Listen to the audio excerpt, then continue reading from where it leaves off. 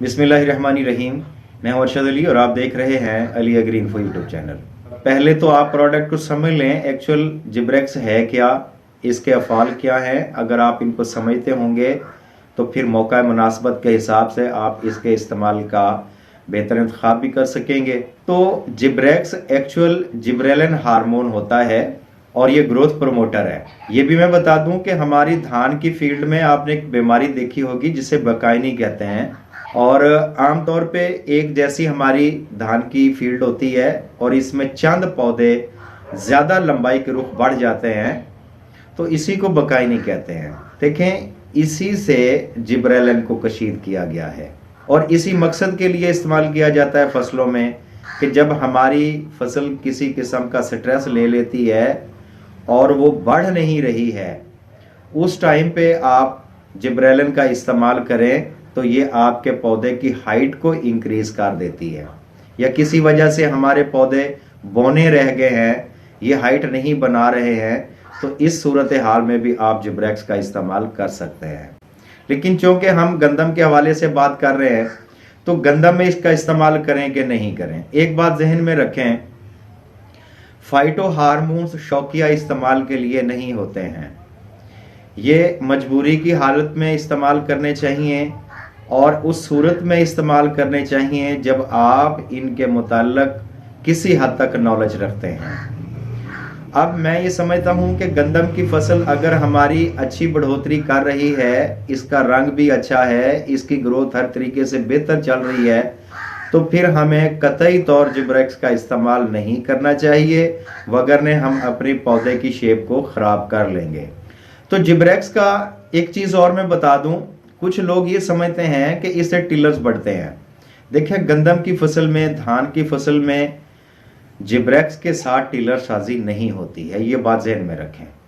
ये पौधे की हाइट को इंक्रीज करता है, ठीक है, सेल डिवीजन करता है, सेल्स को ऊपर की तरफ खोलता है और एतराफ की तरफ खोलता है।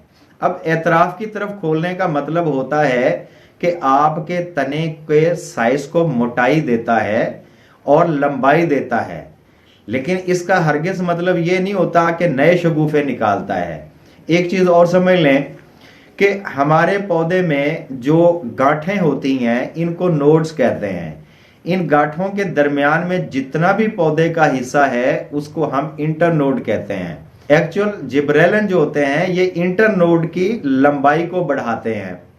अब आपने ऐसे पौधे देखे होंगे कि उनमें जब तने के साथ पत्ते लगे होते हैं तो उन पत्तों के मुड के साथ हर पत्ते के ऊपर एक छोटा सा स्प्राउट होता है जहां से नई शाख फटने का मुंह निकलता है।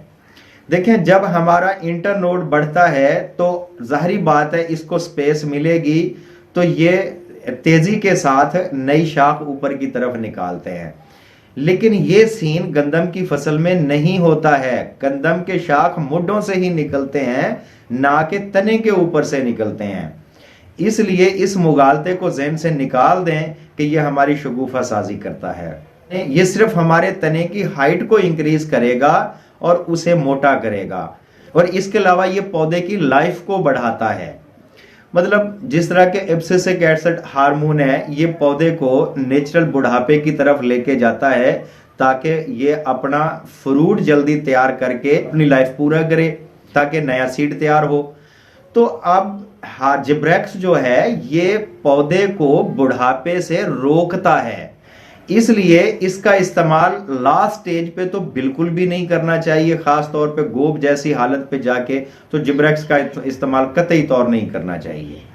तो पहले पानी के बाद अगर आपकी फसल स्ट्रेस में चली गई है, रुक गई है, और आपने खादें डाली हैं, स्प्रे किए हैं, किसी वजह से भी इसकी ग्रोथ जारी नहीं हो रही है, तो इस सूरत में आप जिब्रेक्स का इस्तेमाल फॉलियर में कर सकते हैं, और वो भी किसी एनपीके के साथ मिला के करें। दूसरा ये भी बात ध्यान में रख लें कि ये जर्मिनेशन भी करवाता है।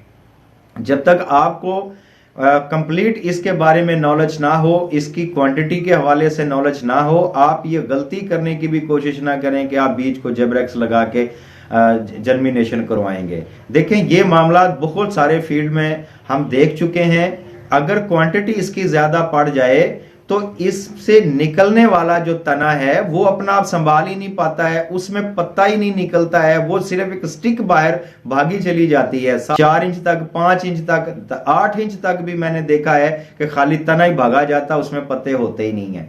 तो ये बहुत सारे मामलात ऐसे हैं कि हार्मोन्स का अगर हम गलत इस्तेमाल करें तो हम अपनी फसल की शेप को खराब कर लेते हैं और फसल का नुकसान कर लेते हैं।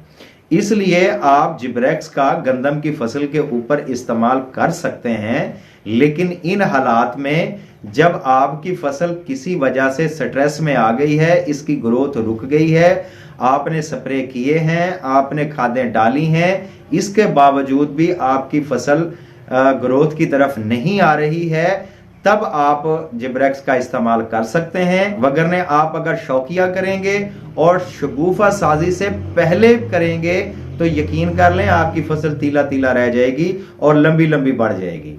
तो इसलिए मोहतात होके आप जिब्रेक्स का इस्तेमाल करें। मुझे उम्मीद है आज की मालूमात आप लोगों के लिए फायदेमंद होगी।